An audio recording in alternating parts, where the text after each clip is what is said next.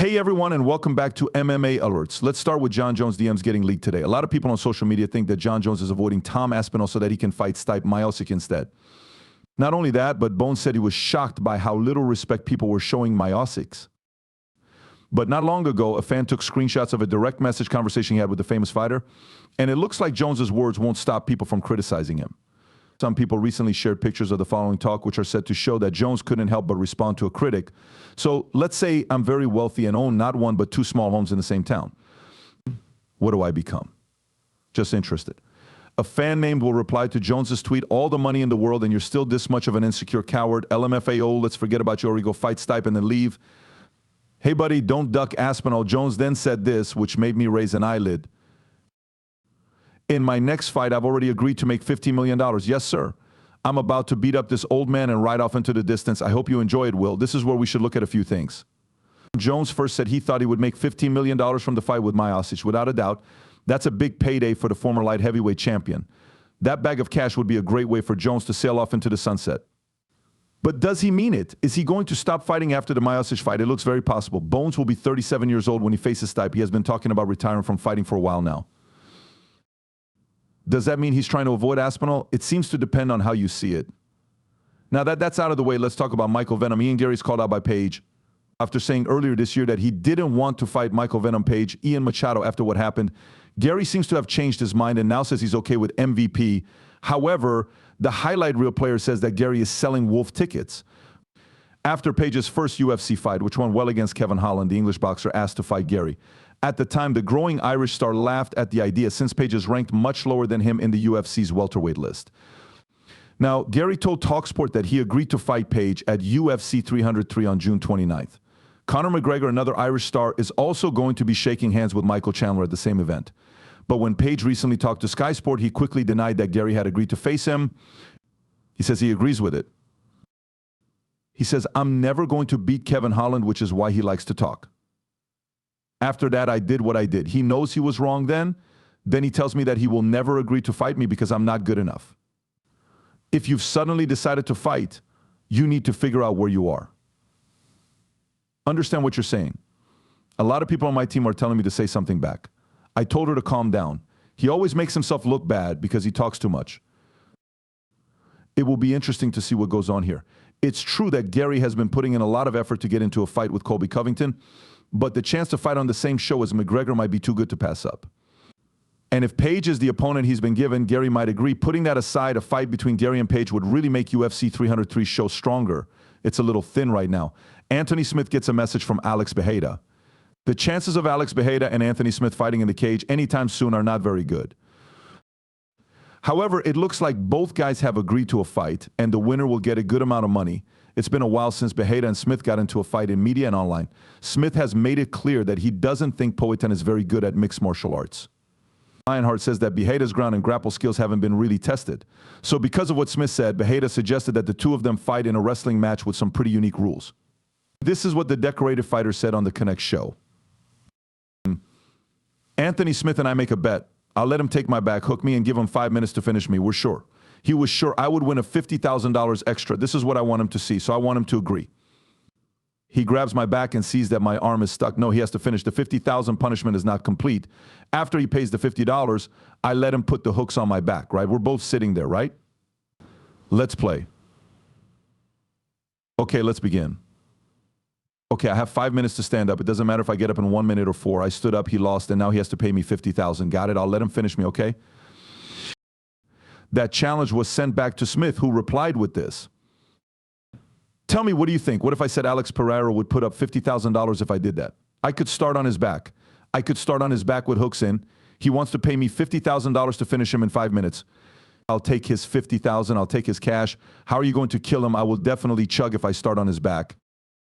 It looks like Pajeda heard that Smith doesn't believe the dare and that Poatan isn't really going to wrestle him.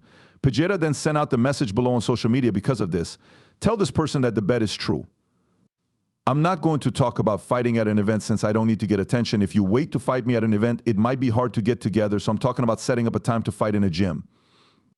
I broke both of my toes and couldn't do anything for a month, so I only need that long to get back to some of my exercise. Guess we'll see what goes down here. What do you think? Based on how the match will begin, do you think Pajeda will get $50,000. In the UFC, Hamza Chimaev can beat anyone. When we talk about Anthony Smith, he recently said some interesting things about Hamza Chimaev. That's not why Smith is asking if Borz is a real boxer or if all the hype about him is justified. So pleased is Smith with Chimaev that he thinks the unbeaten boxer can beat any man in any weight class, at least in the first round. The last time I heard the Believe You main show, Smith said this about Chimaev. I have a lot of faith in Hamza. I really am. I think that guy is great. But if we're being honest, I think Hamza can beat anyone in any weight class in the first round. It doesn't matter to me who it is. He can beat anyone in the world in the first round. Second, third, fourth, and fifth are next. The Gilbert Burns fight is a pretty good example of this. If that fight goes 2 more rounds, Michael Bisping, the co-host, then brought up Chimaev's fight with Kamaru Usman, which he just barely won by a majority score. In the first round, Borz overpowered the former welterweight champion, but Usman pushed the rising star as the fight went on. Usman has made a living by being a silly fighter. He was hit hard and tossed around a lot in that fight, but he was tough, durable, and had a lot of experience, so he made it to round 2 and closed the gap again. What do you think? Does Smith have a point? In a 1-round fight, could Chimaev really beat someone like Jon Jones or Tom Aspinall? In the fight with Tom Aspinall, Curtis Blaydes breaks his quiet. Going back to the UFC's heavyweight division, the company just recently said that Curtis Blaydes will be the next opponent for temporary champion Tom Aspinall. The fight is part of UFC 304, which takes place in Manchester, England on July 27th. Many of the recent rumors about when and if Jon Jones will meet Stipe Miocic were put to rest when the announcement came out. As we already talked about, there has been a lot of talk lately about whether Jones could fight Aspinall first in a title unifier. We already talked about this, but it looks like Jones doesn't want to fight the winner of Aspinall Blaydes if he keeps the heavyweight title later this year. I recently talked to MMA Junkie, and Blaydes said that he doesn't think Jones will be a good opponent for him. If I win or Aspinall wins, I don't think Jon will fight anyone else. Not in Stipe. He walks off into the sunset after Stipe. I believe he likes to make up new stories. Like, what if I fought Alex Pereira? What if I went up against Aspinall? What would happen if I fought Blake? He only wants people to talk about himself. There has been a lot of talk and jokes lately about Bones and his future, so if that's Jones' goal, it's clearly working. Jones also tweeted in response to this interview, to be fair to Curtis and Tom, I didn't count my interim title win either, LOL. But sure, you two are in it for the real belt. Use the hashtag. Khabib Nurmagomedov hasn't been seen much in MMA in the past few months, either UFC events or cornering fighters. However, it looks like the story will be told more often as summer comes. After his amazing win over Justin Gaethje in 2020, Khabib, who was then the lightweight champion, said he was retiring. As long as Khabib was still coaching, though, fans and onlookers continued to see the Dagestani star a lot. But Khabib surprised a lot of people last year when he said he was quitting teaching. There is, however, a new video on social media that shows Nurmagomedov has arrived in New Jersey for Mohammed's and Islam Makhachev's camps. The lightweight title defense for Islam is set for June 1st in Newark against Dustin Poirier. The welterweight title defense for Belal is set for July 27th in Manchester against Leon Edwards. The question now is whether Khabib will corner his good friend Makhachev at UFC 302. Umar Nurmagomedov gets praise from Henry Cejudo. We can see from experience that Henry Cejudo knows how to fight. So it's important to pay attention to what the previous champion said about Umar Nurmagomedov recently. If you like mixed martial arts MMA, you know that Umar has lived up to the hype surrounding his family name since he joined the UFC. And so far, Nurmagomedov has won all 5 of his fights in the octagon. He is now ranked number 10 at 135 pounds. The fighter from Dagestan will next fight Corey Sandhagen on August 3rd. This is a fight that you simply can't miss. In fact, Cejudo and Kamaru Usman, who is also a co-host on the Pound for Pound show, just recently talked about Nurmagomedov. Triple C gave Khabib's cousin a lot of credit while he did this.